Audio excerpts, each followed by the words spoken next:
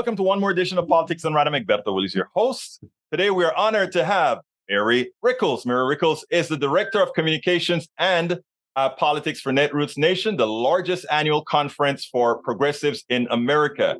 Mary will discuss her path to her progressive philosophy as well as the goals of Netroots Nation. Welcome to Politics Done Right. Mary, how are you doing today? I'm doing great. Happy to be here with you today. Look, I'm great to have you here. I tell you, I was on the Netroots Nation app, and I saw an interview that you did with The Community is Critical with Lila Nordstrom and Kelly Therese, and it was like, wow, you were exactly the type of person that I wanted to talk to, especially with the work that I'm doing, claiming that we can actually make people change from one way to the other. But anyhow, first of all, tell us a little bit about who is Mary Rickles. Well, I am an organizer at heart. I grew up in the South in Alabama, and I now live in the Bay Area with my husband and my 5-year-old son. So I've been involved with Netroots in some way, actually, since the very beginning. This will be our 18th conference. So I've been involved as part of the team in some way or another since then. You know, what's interesting, right? And one of the things that I said when I listened to that podcast that I really wanted to talk to you is that you told me you grew up conservative, Republican family, the whole works. And after getting out of going to college and experiencing more of the world, it suddenly changed your thought process, the way you think. Tell me a little bit about that. Yeah. So I grew up in Birmingham, Alabama. And as many people are there, grew up very conservative. My parents, were staunch Republicans. My dad still is. And, as the youngest of 4 kids, I just grew up thinking my parents were right. And, listening to a lot of Fox News and Rush Limbaugh on the way to school and things like that. And I remember a conversation that my brother and I had right around the time the first Gulf War was happening. And my brother was like, I don't agree with Dad on this issue. And I was like, me either. And so my brother and I would have these conversations about, hey, what do you think about, this political issue or what's happening in the world here? And my brother and I would have these little side conversations. And a lot of times we were like, that's not really what Mom and Dad say or what, we're hearing on the news all the time. And so I just started reading a lot and listening to other sources of news. And really around the time that I went to college, I just kind of started working on critical thinking and trying to take in information from as many sources as possible. And I grew up in a community, in a family that was very rooted in the Baptist church. And in particular, I found myself challenging those beliefs around equality and humanity and things like that. And just kind of at some point in college realized that I wanted to be on the side of justice, and I wanted to be on the side of people who are fighting to make the world better for everyone, regardless of what religion you are, or regardless of what, background you are, or color your skin is, or anything like that. That I just wanted to be more on the side of that than always fighting over, what conservatives are supposed to think like. So, I still have my roots in the South. I love my family and I'm close with them, but it's a challenge sometimes when I go home, because I'll run into, friends and they're like, oh, well, you're a Democrat now. and things like that. And I'm like, no, I'm just progressive. I'm for this issue, or I'm, against this issue. And so yeah, it's a weird position to be in when you all of a sudden realize that all the things you heard growing up doesn't jive with where you are now and how you've grown into a person. But I've actually found that a lot of people I grew up with And quite a few people in my family have actually gone through a similar journey where, there's like a small, very progressive, minority in a lot of states, even the reddest of areas. Let me tell you what's interesting. You have your mother and your father, very conservatives and conservative. And what you said is when you went out there, you started to read, you expand. What you really did is you expanded your horizons. You got outside of your comfort box. And what that tells me, however, is having the parents that you had as conservative as they were, that really didn't stop you. I mean, it tells me you had great parents. Okay. And as much as your parents are conservatives, it gave you the latitude to go out there and explore. They may not want to go exploring with you, but at least you had the latitude to go explore. So don't you think that you represent a large percentage of the population that can actually change? And whereas, many of the folks, let's say in the progressive intelligentsia, would believe that maybe we should just leave folks that are conservative alone. Let's just forget about your dad. Let's just forget about all those family members that are conservative. That's not what I share. I share the idea of leaving the door open with a platform for people to land on. What's your thoughts on that? Yeah, I agree. I mean, I think you can almost always find common ground with people. I mean, my dad actually was a huge Trump supporter, and like I still, when I go home, my dad and I will get into conversations, and I try to leave political words out of it. We'll have conversations that are more values based about, what the workforce should look like, and how working moms are supported, and just all kinds of different issues. And a lot of times I'll find my dad agreeing with me as long as I don't put the super politicized words into it. Right. My dad, he grew up listening to conservative radio, and that's all he intakes. So like I don't fault him too much for for having that perspective. That's literally like what he's constantly exposed to. And I think by and large, most people in this country want to find middle ground with people. People don't want to walk around just being angry all the time. So I always try to just lead with empathy and with values first, and also just look at someone and say, wow, like I really don't agree with them, but they're also a fellow human being. I don't know what's happening in their life. I don't know what's caused them to think this way or that way, but I can approach them as a person. Right. And I mean, there are people in this world who are, hateful and, maybe way past the point of being able to find that common ground. But by and large, most people, if you approach with kindness, with grace, with empathy, and lead with values, a lot of times you can find common ground. And a lot of times, like the world isn't as, I think, black and white as far as politics as like traditional media wants us to think. Like it's not all or nothing for most people. It's by design, actually. I mean, if we can keep people in caste, then the people on top can always get what they want. Interestingly, talking about you can always approach people without using the keywords. I always tell the story about being in a Starbucks and speaking to a woman who had insurance issues, staunch Republican. I live in a staunch Republican area. And we started talking, and I was giving her lead-in questions or lead-in statements. But by the end of the discussion, everything that she said she wanted was Medicare for all. And I felt guilty as hell. And I'm like, first of all, I'm a left-wing progressive, and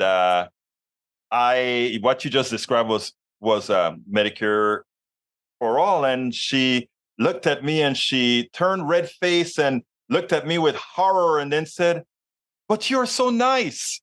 It's amazing that what happens is there's a caricature that's made of progressives too often. And in doing so, people have their guards up. So when you state that you keep some keywords out of there, that's the magic, I think, so often that actually works. Yeah.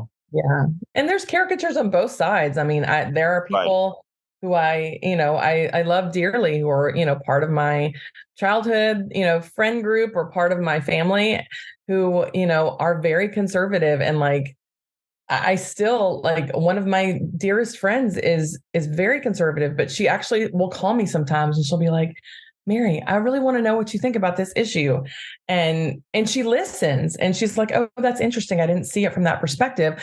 But she might push back and that's okay. And then I'll counter that with my thoughts. And like we end up having really great discussions because we come into the conversation with respect.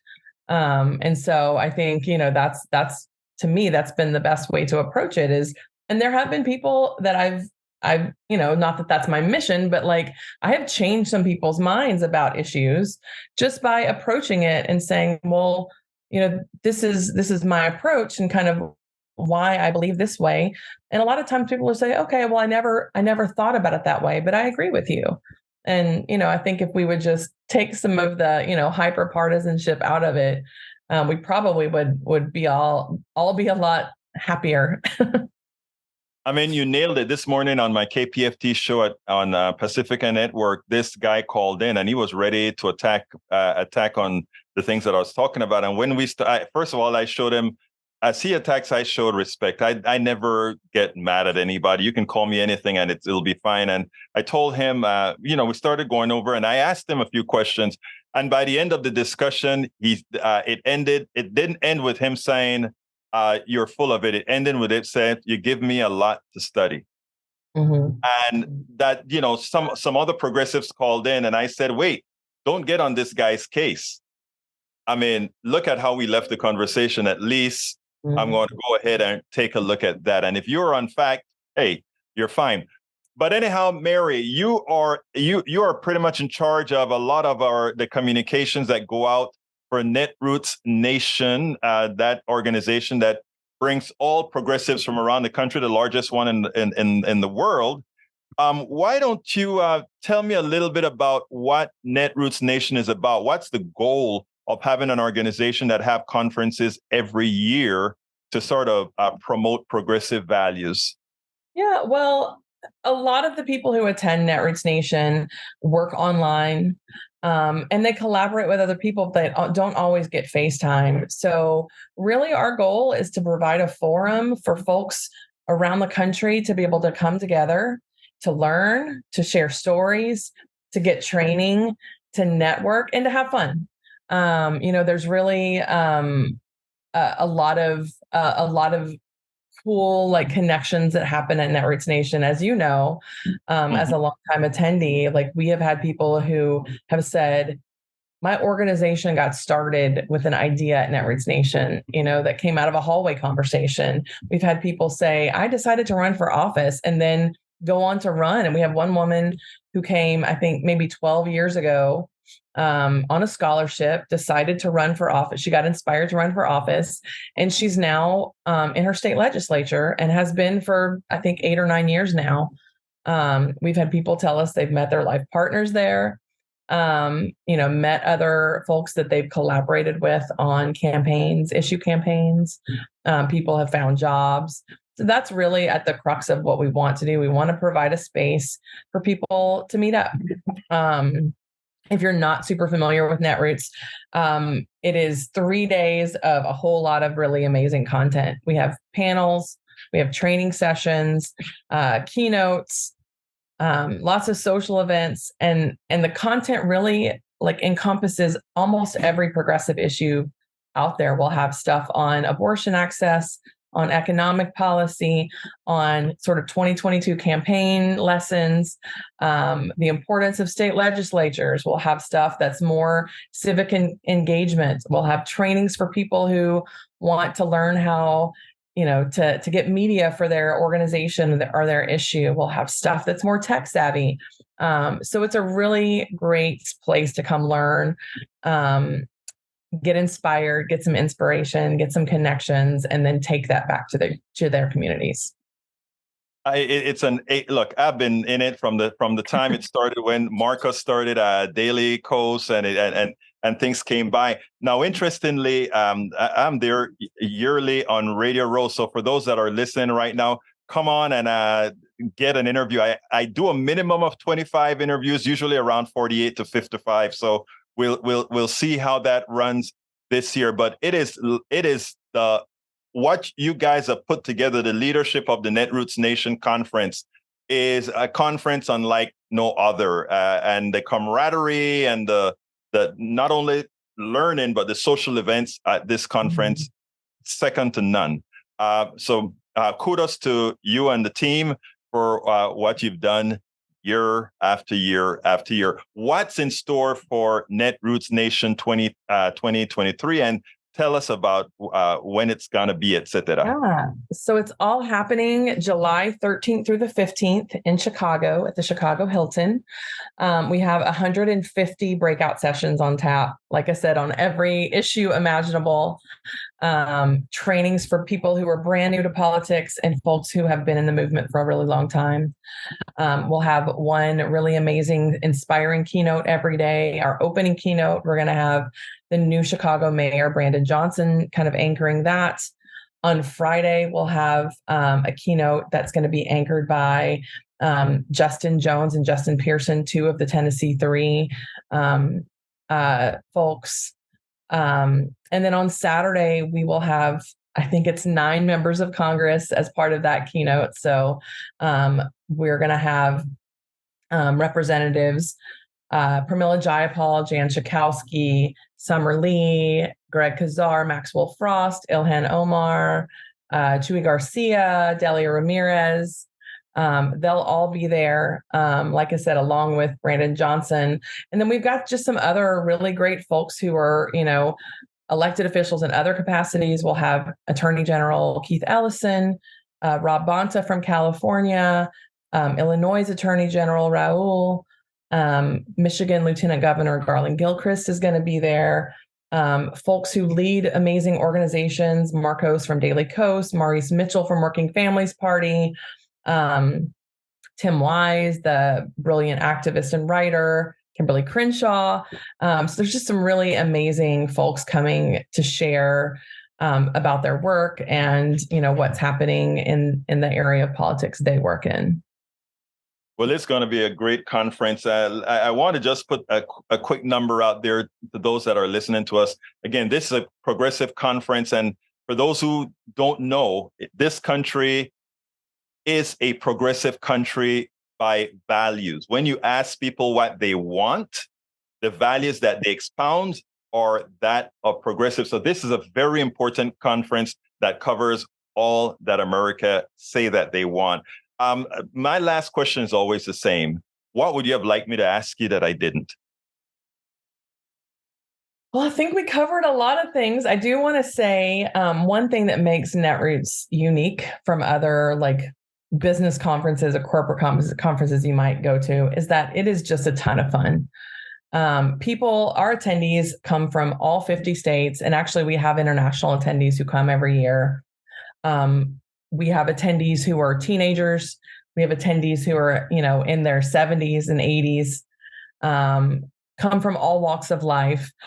And one of my favorite things to do is just walk the hallways, pop into the exhibit hall and just listen to the conversations, because you hear people saying, oh, well, you're from my hometown.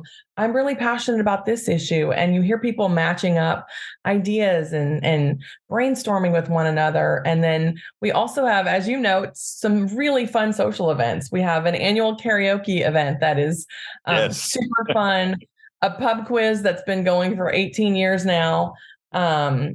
Lots of, happy hours and different places where you can connect. Someone last year told me that they described Netroots Nation as progressive summer camp, or summer camp for people who love politics. And I think that's a good description, yes, right? That is. It definitely someone is. else said it's like drinking from a fire hose. And I said, yeah, it kind of is. There's so much content that it's almost a little overwhelming to figure out what to go to. But I promise you, if you come, you'll find someone to connect with. You'll find someone either, passionate about an issue that you're passionate about, someone from your area, someone from your walk of life. So it's a really great event. I tell people, don't ever say Netroots Nation is not for you, because there's something for everyone on the agenda, and anyone can attend.